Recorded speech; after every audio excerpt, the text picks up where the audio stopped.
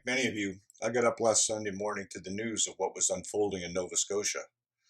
The RCMP there had put out a photo of a suspect and a photo of a fake police car that they believed he was driving, within about an hour of learning about it from Gilbert Wortman's girlfriend, who herself had been assaulted and tied up by him before he went on his rampage. She managed to escape and hid in the woods until she was located by police. She provided the RCMP with much needed information, which they then shared through their Twitter feed. This was a volatile, fluid, and fast-moving situation since the first call came in around 10:30 p.m. Saturday night. The RCMP has taken a huge amount of criticism for not using the provincial emergency alert system to alert the public.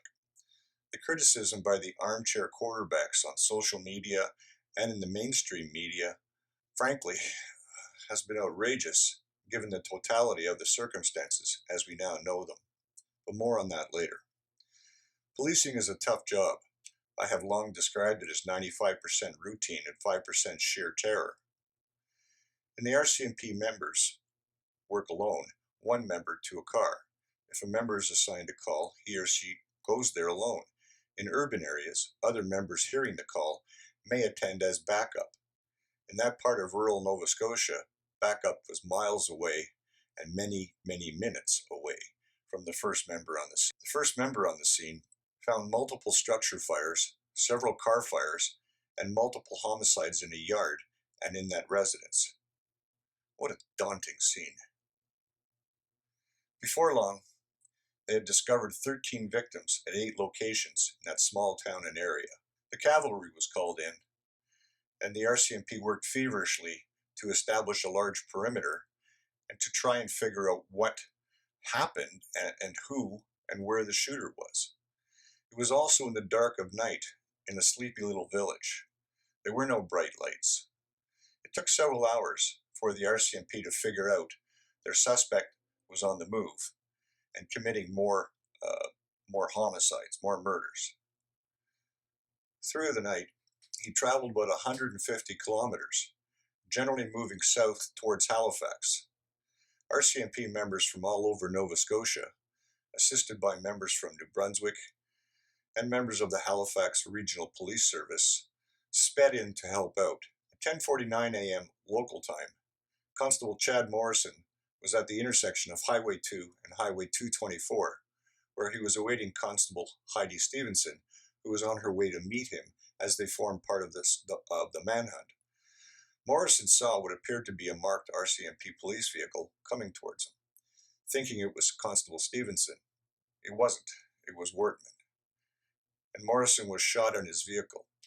Stevenson undoubtedly heard his radio call in distress and spotted Wortman's vehicle a short distance away.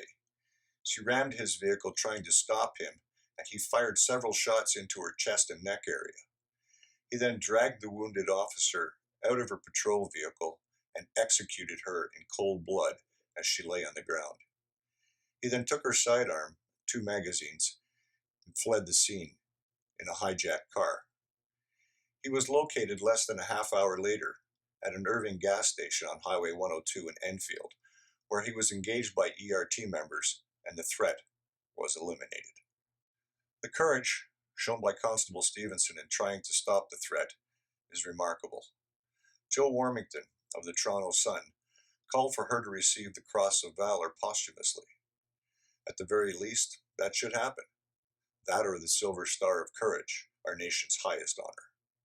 Lastly, a few words about the criticism about the RCMP not using the provincial emergency alert system.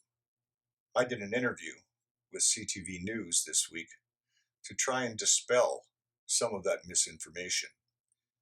In Nova Scotia, a province with less than 1 million people, the emergency centre is not staffed after hours on weekends.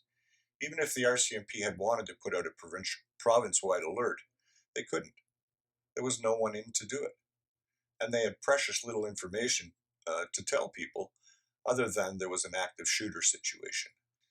They didn't get the information from Wortman's girlfriend until she was interviewed between 7 and 8 Sunday morning. They released further information shortly after 8, and then provided the suspect photo and photo of the fake police car at 8:54. At about 10:15 a.m., the Provincial Emergency Alert people contacted the RCMP media, said they had called in a couple of people should the RCMP want to use the alert system. The media members did not have the authority to green light, so they called the incident command, who was, as you might well imagine, very, very busy. In the interim, their media staff began crafting a message to be broadcast. As this was going on, the ERT members located and shot the suspect. Reality may not fit the media narrative, but that is the reality. The RCMP performed that night in exceptionally chaotic circumstances. They aren't trained for multiple homicides and, as we later learned, 16 different crime scenes, but they dealt with it as best they could, and in a little over 12 hours after the first call, they had located, shot, and killed a serial killer. A great job in my view, in exceptionally trying circumstances, especially after learning they lost a member of their own. Rest in peace, Constable Heidi Stevenson. For True North, I'm Leo Knight.